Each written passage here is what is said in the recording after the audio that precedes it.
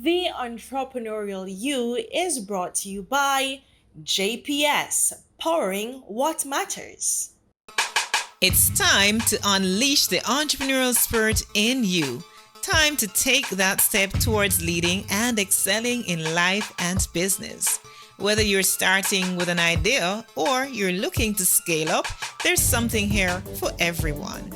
So, follow me on this journey of unleashing and celebrating the entrepreneur in you.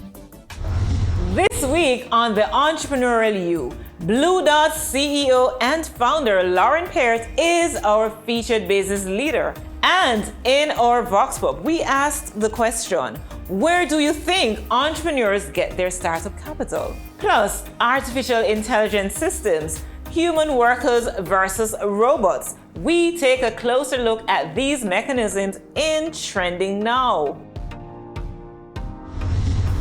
How can market research grow your business? Larren Peart, Chief Executive Officer of Blue Dot Insights, can tell you how. In fact, he's created a company surrounding the model of statistical data, a company that is thriving in the field of data analysis, a company that has garnered the attention as one to look out for as a future leader in the industry. Larren got bitten by the entrepreneurial bug in 2012 and never looked back. He spent the first part of his career working within the software engineering industry with advanced integrated systems and is today a seasoned entrepreneur and information technologist with a depth of experience in research and the area of data intelligence. As CEO at Blue Dot Insights, Larren administers a team of highly skilled marketing strategists, data researchers, and analysts, and has led the execution of research assignments for a number of major regional and international brands such as Grace Kennedy, Campari, Jerry and Nephew, National Commercial Bank, IGT, Digicel, and Diageo. Larren continues to do it big and on a mission of expansion. Today, we learn about the highs and lows of his entrepreneurial journey.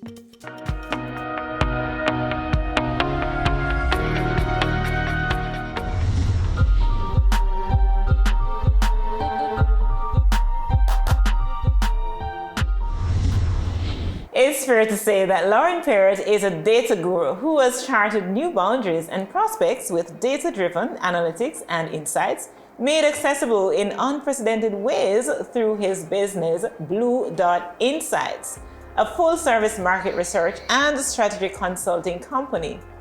Founded in 2014, just about 7 years ago, Blue Dot is already making waves, claiming the majority market share with data insights in Jamaica and attracting heavyweight support from the Branson Centre of Entrepreneurship and SSL Venture Capital Limited, just to name a few.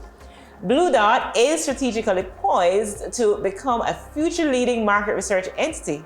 And today, we'll find out from its founder exactly what's helping this business to thrive. Welcome, Larren Peart. Hi, Heneka. It's so good to have you. Thank you for having me. You know, we are fellow For sure. Branson Centre Entrepreneurs, Right. so good to see you again. How was that journey for you, by the way? I'd say it definitely changed my life. In a good way. In a good way. In a good way. Absolutely. I had a side hustle when I joined Branson, and then after Branson, or because of Branson, turned it into actual Right, it was no longer a business. side thing, it was the main Right. thing. I quit my job and started Blue Which Dot. is good, which is Right. good. Congrats. Right. So, let's talk about your entrepreneurial journey. When did you know for sure, Larren, that you wanted to be an entrepreneur? When I really got tired of being broke and working for people. When was that?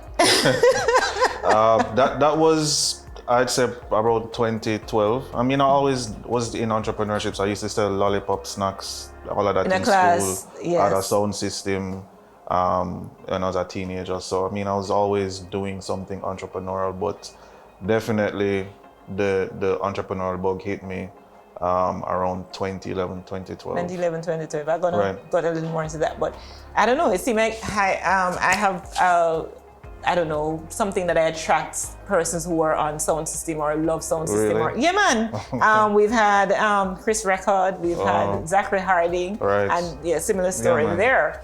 All right, so in 2011, 2012, that's when the bug bit you. Right. Prior to then, what were your ambitions? You know, like every young person, oh, I want to be this when I grow up, I want to be that when I grow up. What were your ambitions? At the risk of sounding like I didn't have any ambition, I really didn't know what I wanted to do because I didn't go to university. So I was working for an IT company. Right. I was the IT manager there. And I was really just working. You're just working. Yeah. So you were sold the story of go to school or, you know, get a good education, but you stop at whenever you wanted to stop. Right. And then you get a job, you work for somebody else and you retire and yeah. Right. Yeah. So I mean, I had a pretty decent job. I was, you know, even though I don't have the degree, I read a lot. So you know, I was in a pretty decent job. You know, managing thousands of installations across the Caribbean. But at some point in time, you know, I figured at the time that if I worked half as hard for myself than I was working for my boss, that, you know, I must make something of myself. Well, unfortunately, I didn't know that I would have to be working 100 times harder for myself than working for Yeah, people. isn't it funny when before we become entrepreneurs, we want to do it because we want freedom. Right. And then you realize you're an entrepreneur and there is just no such thing, you know? Yeah, but that's because I think that's is us as entrepreneurs are to blame for that because we glamorize it a lot. And a lot of us don't talk about really how hard it is to survive and to actually make it and to, you know, to have the grit that is required to survive. You know, we tend to just only show, you know, I'm traveling to X place or I have this nice car or I'm vacation or whatever. But we don't really talk about the real hardships, in my opinion. And we are going to talk about the real hardships today because I want to hear more of that, you know, from your personal experience. So let's jump into, okay, so now you are an entrepreneur, you know you want to be an entrepreneur. Why data? Why that kind of a field? So everything we do now is driven by data. So we produce so much data as individuals that there is a massive opportunity to analyze that data, to mine that data, to get the insights from that data, which will then lead to the decisions that need to be made. You know, not just for ourselves, but countries, governments, public sector, private sector. You know, like data is extremely. I mean, as cliche as it sounds, data is the new oil. Yeah. And, you know, I saw an opportunity in 2014. You know, Jamaica tends to be 5 to 10 years behind the first world when it comes on to tech. So I saw an opportunity to be the first data-driven, big data, quote-unquote, company in the region. And, you know, that's why I started Blue Dot. All right, so we talk about data and big data. Explain to our viewers what really is big data. So in Jamaica, I don't know if by definition we have big data. Big data is literally like terabytes or petabytes of data. So maybe Digicel that does a lot of transactions every day, maybe they would have big data. But data analytics, in a sense, is looking at raw data. So it could be transaction data from a point of sale machine. So for example, a case study that we did was we were doing some work for a supermarket, and to cut a long story short, they increased their sales and they couldn't figure out why, you know. So we got their point of sale data, which is every transaction that's entered into the point of sale. And I mean, after a whole bunch of stuff, we realized that it was because of the plastic bag ban. What happens is that people go into supermarkets, they don't have the bag, so they pick up less items, but the frequency at which they go into the supermarket is much more. So you're now going to the supermarket probably twice a week or even whatever the case is, more frequently than before.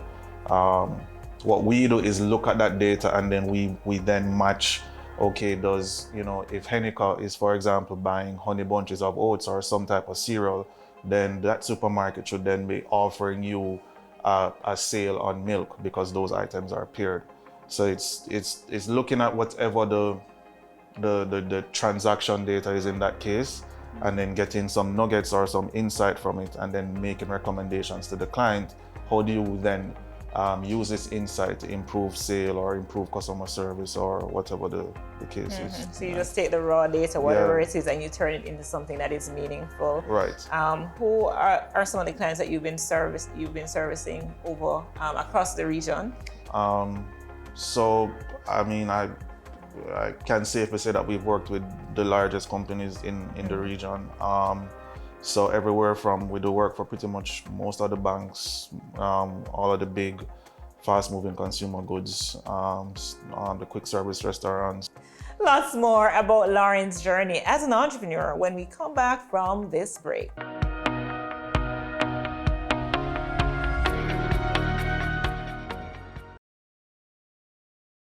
Welcome back to the Entrepreneurial You.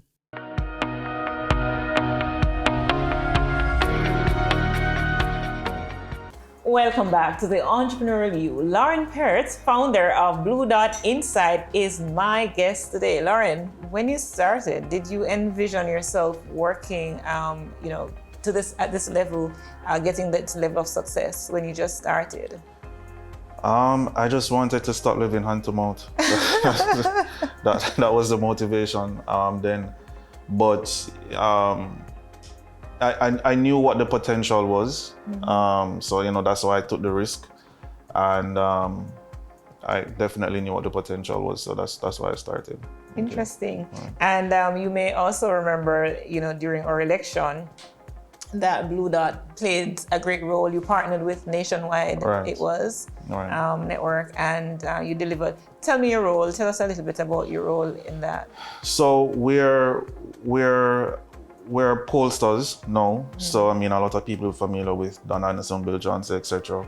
But we've added a whole other dimension to polling, to the point where we're a bit more accurate than everyone else, because we use this field as called neuroscience to really dig deeper into human behavior.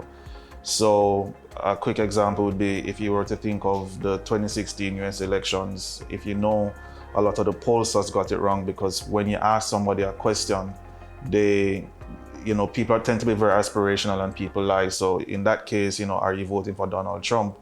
Because of how polarizing he was at the time, or he is, a lot of people would lie about that, right? So we use neuroscience methodology that measures how the body biologically, biometrically, and physiologically reacts to the question. So if your heart rate increase, etc., we know if you're actually being truthful or whatever the kind of like the technology with the lie detector test, is it? It's almost like that. If we had time, I would go into details, but it's similar. Okay. Right. But we're a lot more accurate, because when you ask somebody on a pen, with pen and paper, how do you feel about whatever the case is, they can lie. What we do is measure actual human emotion and behavior and etc. So Larren, how do you navigate all of those things that you have, to bring this company to the success that it is, family and relationships and all of that? Because I know it's not easy. Yeah. So I don't believe in that balance is achievable. It's something that's achievable, really, in the truest sense of the word. I believe that if you're really going after something and you set your goals, you're going to have to compromise a lot and make sacrifices, and some things will suffer. Unfortunately, that is in a lot of the cases, your relationships, your family time, etc. I haven't been successful in navigating those two. And I'm happy for your honesty. I'm happy for you did not give a politically correct response. All right. Because this is proof that entrepreneurship is gritty and it is hard. I remember it was the same thing for me, really. I didn't have time for family and stuff. And But it caught up with me though, right? And so I suffered. I went through a period of real hard burnouts, like seriously, which I'm still recovering from. There's the physical burnout, so definitely for sure been there, done that. But there's also, a lot of people don't talk about the mental health side of it. Talk about that, please. As well, I'm pretty sure that half the time I'm walking around with functional depression, right? And I hate to say it, but I have a lot of my entrepreneurial friends who, we've definitely gone to therapy, especially in the last 2 years, 3 years, to deal with everything that's been going on, Wow, I don't want to change this into something personal, but yeah, I'm actually going through that now, and I recognize over time that depression is real, and it's something that we don't talk about as entrepreneurs. Right. And I believe it's very important that we've touched on it, and that we need to recognize and honor and value people who are actually going through this depression without even recognizing at times that they're going through depression, and how important it is to talk to somebody. We take a quick break. More on the Entrepreneurial You with Larren Peart when we come back. Thanks for staying with us. Larren Peart, CEO of Blue Dot Insights, is our guest today.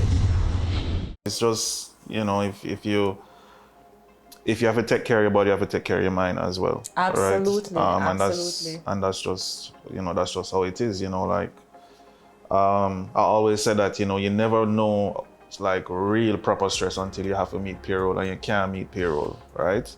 That is absolute stress. So let's talk about identifying the right partner for your business. And partners come in the form of even your customers, your clients and so on, but your business partner and your team, talk about that. So on the client side, we've fired clients before. After a while you get to an understanding of who your ideal client is. You have clients who for us, the same amount of effort it takes us to do a survey, for example, with 100 respondents is the same amount of effort it takes to do a survey with 2,000 respondents, right? So, we know who our ideal client is, and, what is really worth our time. So that's on the client side. When it comes on to partners, you have to do as much due diligence on partners as they do on you. As a matter of fact, you should do even more due diligence. One of the mistakes that I made early on in selecting partners was really not ensuring that there was alignment of vision. Yeah. If they're not aligned with where you want to go, because remember, you as an entrepreneur, you eat, sleep, breathe the business, right? And there's nobody else that's going to come in really like have that depth of insight that you might have, right? Or as it relates to the vision. And it's important to do your due diligence and really dig down and ensure that they know what your goals are and where you want to take the company, and they're on board to taking it there, right? If you have, so for us, we were doing, I had to make some very long-term decisions, but my partners at the time, for various reasons, were more focused on the short-term goals to get that cash flow and short-term, funds in. And there was just complete misalignment there, and it caused a bit of friction between myself and them. So selecting the right partner is important. On the employee side, fire fast, hire slow, right? As soon as you spot somebody who will poison your environment and the culture, you need to, just let that person go immediately. It's extremely important that once there's not alignment with employees either and that fit, let them go. All right, and it takes a certain level of bravery and just knowing what you want to do, that intentionality. What are some of your biggest fears as it relates to being an entrepreneur? My biggest fears.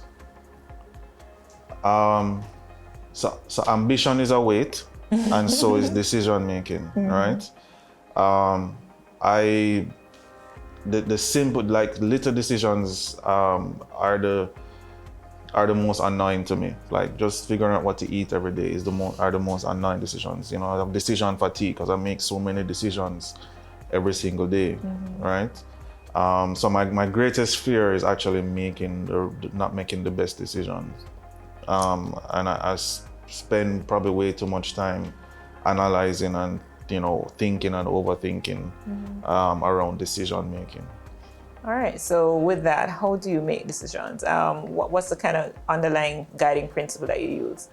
I think about how is this decision going to affect myself or the company in 10 days? How is it going to affect the company in 10 months, etc., and 10 years, or even shorter time 10 spans? weeks, yeah. Right? So I start there, and I think most entrepreneurs are impatient, so I try not to be impatient with my decision making, and to drop ego out of it, and stay true to what Blue Dot is about, which is data-driven decision making, right? And I use all of the insights and the data that I have to make those decisions in a calculated way and strategically. Right. A time in which you failed, or you thought that, boy, I am not going to ever make it from here. This is it as an entrepreneur. I fail every day. That's just how it is. I fail every day. I fail at something every day, right? But I don't really call them failures. I've learned so much from the improper decisions, if I want to have a better way to put it. I have no regrets, honestly, business-wise. I've made some decisions that have put me under a lot of stress. I mean, if you read the Glean and Observer last week, you'd have seen there were 2 big articles about Blue Dot just last week that stem from failures that I've made. But I know that in the end we'll be better off for it. Yeah. Okay. Yeah.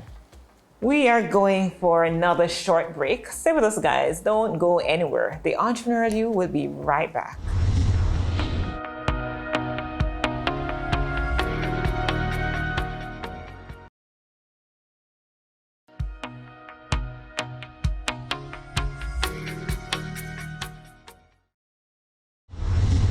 Welcome back. Larren Peart, CEO and founder of Blue Dot Insights, share his personal story and business expertise on today's episode of The Entrepreneurial You. Larren, let's talk about the kind of mindset that you have and one needs to have as an entrepreneur. For me, I always zero back or go back to my why. What is my why? So daily when I have challenges and I literally feel like giving up, I try to zero in on my why. And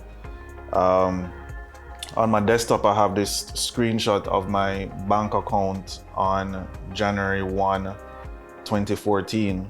My bank account had a negative balance in it, right? And that's when I decided, that's when I told myself in January 2014 that the following year wasn't going to catch me in the same position that I'm in now, right? And I look at that very often because you have to remember your why. Like, what is your motivation for dealing with all of the things that you have to deal with every day?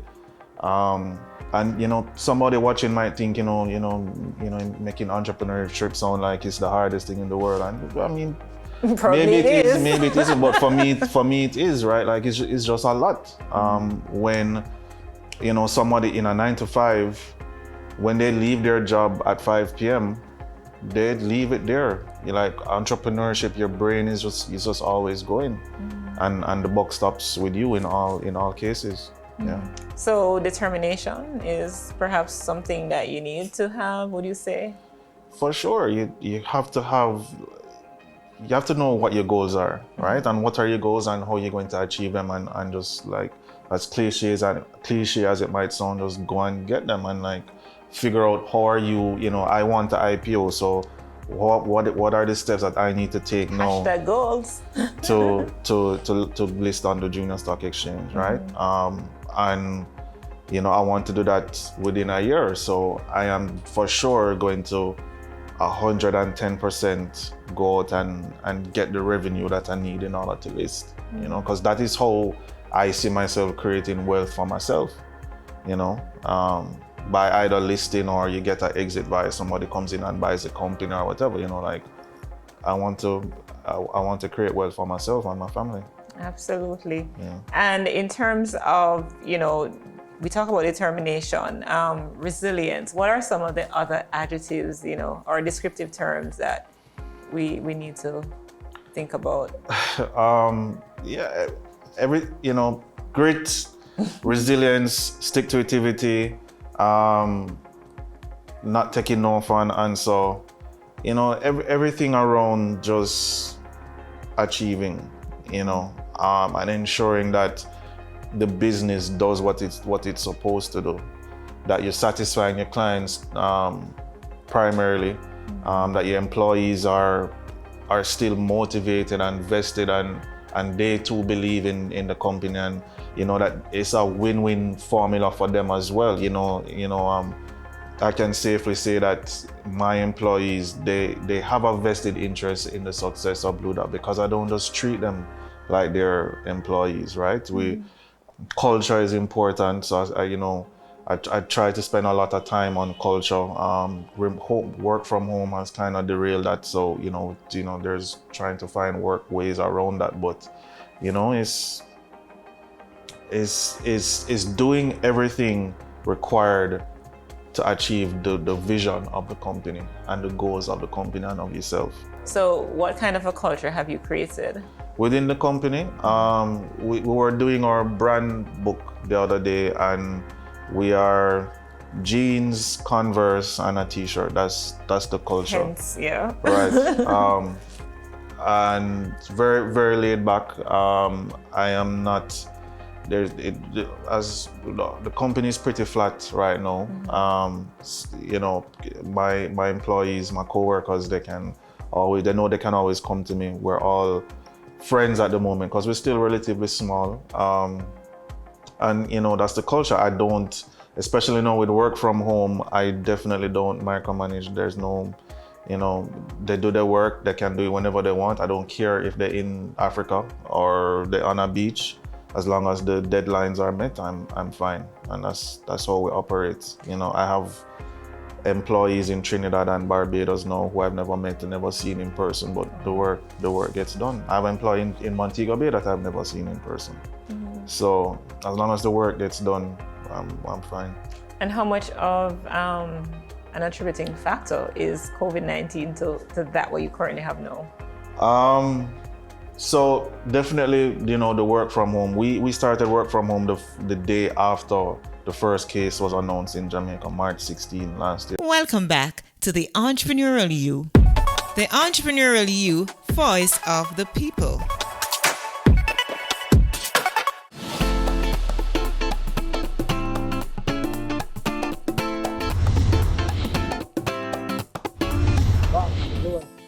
You can start and get a little loan and partner money and start it. You can go to the bank and get a loan.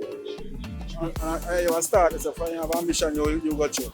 Okay, so what I think is normally entrepreneurs get it from loan places, or if they have family, they can loan them the money and so on that they have to return. From savings, maybe bank loan, and some loans are really hard to get if you're just starting out, so mostly savings. It's a loan basically. They would have go to a loan agency and get a start from there. You have to work hard, save, borrow, beg. Mainly from loans, probably from financial institutions.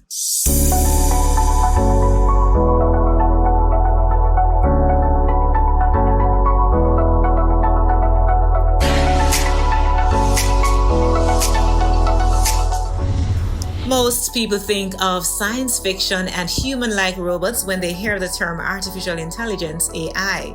Well, that only obtains in Hollywood. In the real world, artificial intelligence refers to a computer system equipped with intellectual processes that allow machines to discover meaning, generalize, learn from experience, and adjust to new inputs. Deep learning and natural language processing are key components of the AI setup, and these technologies allow computers to be trained to accomplish specific tasks. The term artificial intelligence was coined in 1956, but the hype around AI has accelerated in recent times due to increased data volumes, advanced algorithms, and improvements in computing power and storage. More and more industries are growing in demand for AI capabilities, including healthcare, retail, manufacturing, and banking. While the definition of AI gets more complex and extensive, we're going to try and share some examples of specific uses of artificial intelligence applications in everyday processes and hope they will give you a better understanding of what we're working with. For one, smartphones use AI to provide services that are as personalized as possible. Virtual assistants answering questions, providing recommendations, and helping to organize daily routines are some examples. Language translation software relies on artificial intelligence to provide and improve translations. In addition, smart thermostats learn from human behavior how to save energy, and although self-driving vehicles are not yet standard, some cars already use AI-powered safety functions in their mechanics. In the fight against COVID-19, AI has been used in thermal imaging in airports and in medicine. It can help recognize infection from computerized tomography lung scans. By this rate, AI is sure to heavily impact future development of health, cybersecurity, auto, and creativity, just to name a few. So it's not a question of when, but how these will be implemented and embedded in our daily activities.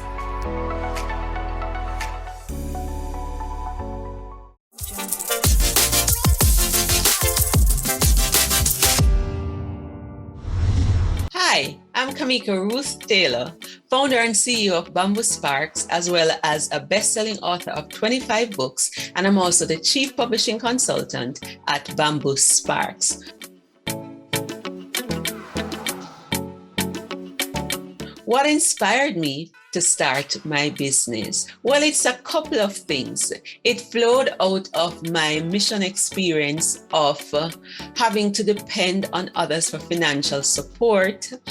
And it also flowed out of an experience that I had. So when I was in Zambia in 2013, I was exposed to a model of mission support.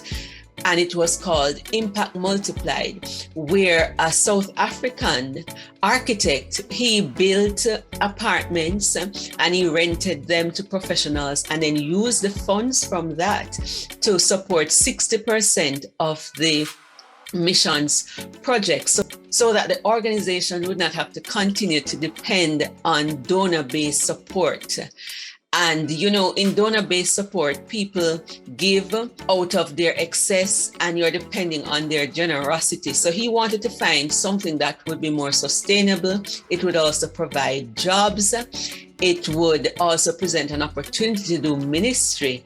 And I saw that and I was greatly impressed with that. And I thought to myself, what could I do to create something similar to what Hannes was doing? And I always wanted to work from home. I wanted to create what I call a B4T, a business for transformation or a business for ministry. And then the impetus for the business that I currently do today came out of a tragedy that was transformed into triumph. I was engaged to be married for the second time and the engagement fell apart. And as I was praying one morning, I felt challenged by a quote that I read as a teenager in a book. And it said, endurance is not just the ability to bear a hard thing, but to turn it into glory. Now, when this broken engagement happened, it was at the end of my missionary service. And I knew at that time that God did not want me to take a 9-to-5. So I needed to find a way to support myself financially and have the flexibility to travel and still do ministry without being tied to a 9-to-5. And what does Bamboo Sparks do? Well, I have to preface that by saying that we believe that a book based on our experience is the perfect spark to get the fire going in your personal, professional life, business, or ministry, because we've seen books open doors. We've seen that we are able to take our message from the four walls to the world. And so what we want to do is just like what I did. I turned my story, my experience of triumph over heartache into a book. The book was called Heartache Queen Unshackled and has been republished as Unshackled Queen. We want to encourage persons to turn their ideas, their story, their expertise into a book that they can leverage as a vehicle for their vision in order to increase their income, multiply their impact, and leave a legacy. The most rewarding part for me is really twofold. It is seeing lives transformed. Every time I publish a book and I watch the author's world just coming alive, they're able to start something, whether it's a conference, a business, a ministry. I get excited to see what a book does. A book opens doors and takes you into rooms. So when I see now some of my authors on television or some of my retirees being able to support themselves and finding a new mission and vision as a result of writing, I am extremely excited about that. I often say that someone's deliverance is tied to your book. Someone's destiny is tied to your book. So don't keep them waiting. And the other part of that is having the freedom and the flexibility to pursue my passion and purpose and profit from it. So that is the most rewarding part of this journey, seeing my business being able to help me to do that which I am called to do for the glory of God. The most challenging part of it is the fact that sometimes, just like missions, entrepreneurship is a journey of faith. And sometimes it feels as if you're walking in the dark because you are testing and trying different things. And sometimes it takes a while before you begin to see any fruit, and it can be so discouraging because the path is not well laid out. Sometimes the people around you cannot catch the vision, and it takes a while, just like the Chinese bamboo tree, to see fruit. And so the most challenging part of it is being patient and trusting that the vision that you have before you will bring forth fruit, that what's worth having is worth waiting for. We want to be a well-known, trusted voice in publishing, and we want to see people write books all over the Caribbean and the diaspora and in developing countries. And we want to see persons not just write books and put them on a shelf. Our dream is that you will be able to leverage those books and leave legacies that will transform lives for generations for the glory of God, and to have a business that will outlast us like trees, like bamboos that are around for thousands of years. So that is the dream.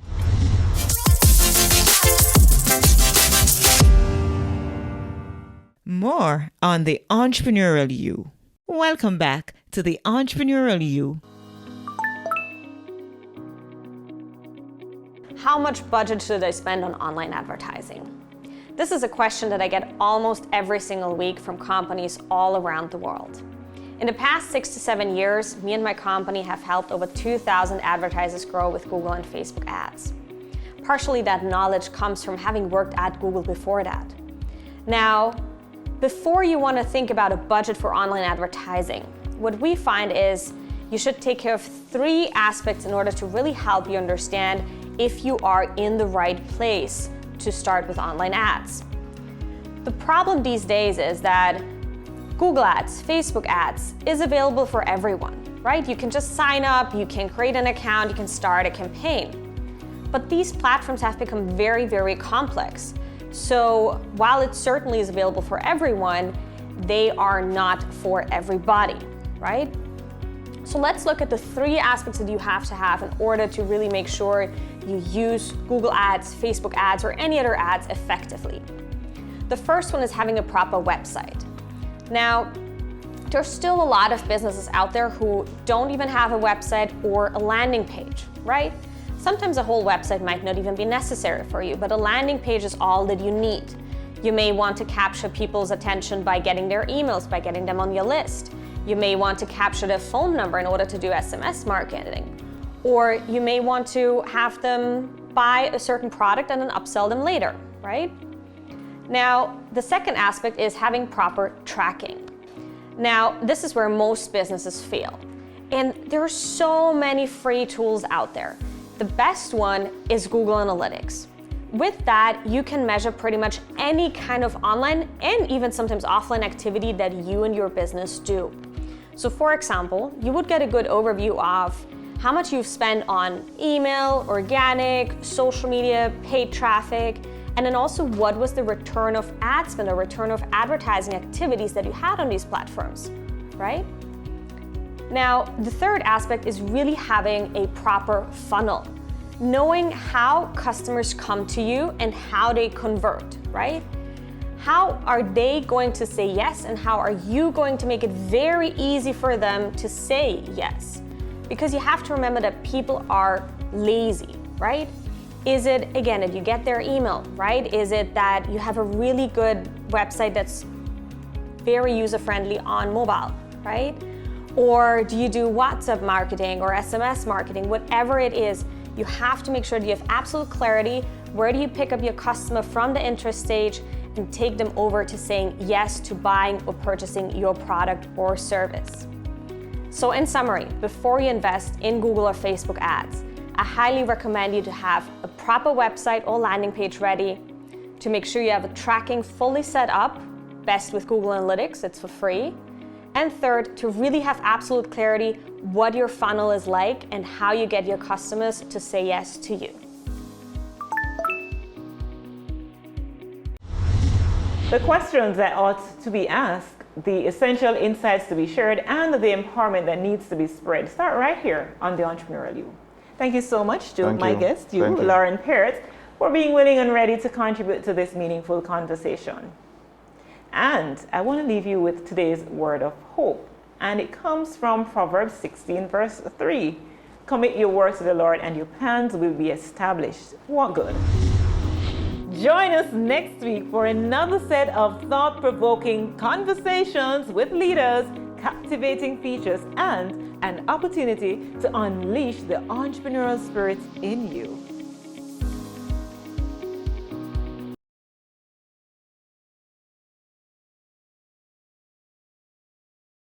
The Entrepreneurial You was brought to you by JPS, powering what matters.